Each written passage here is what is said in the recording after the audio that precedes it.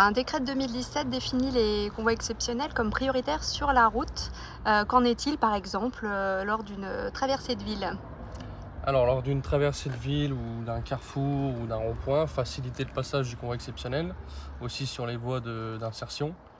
C'est pour éviter un maximum que le convoi exceptionnel s'arrête, surtout en fonction de son poids et de la largeur, pour faciliter surtout le passage avec les autres usagers. Est-ce que j'ai le droit de m'insérer entre deux voitures d'un convoi exceptionnel à un rond-point ou à un carrefour, même s'il y a des feux?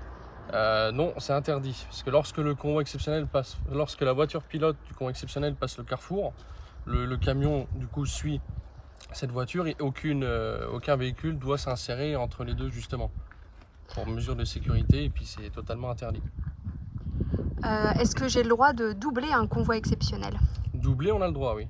On a le droit de s'insérer entre le convoi exceptionnel et la voiture pilote le temps de doubler, mais sinon, rien n'empêche de doubler, oui, c'est totalement autorisé. Est-ce que je m'expose à des problèmes si je ne respecte pas la priorité des convois sur la route, en cas d'accident, par exemple? Et ben en cas d'accident, oui, il peut y avoir des problèmes pour l'usager qui justement refuse la priorité et la facilité de passage au convoi exceptionnel. En cas d'accident, ça va être lui le fautif, c'est totalement lui qui prend en charge tout ça.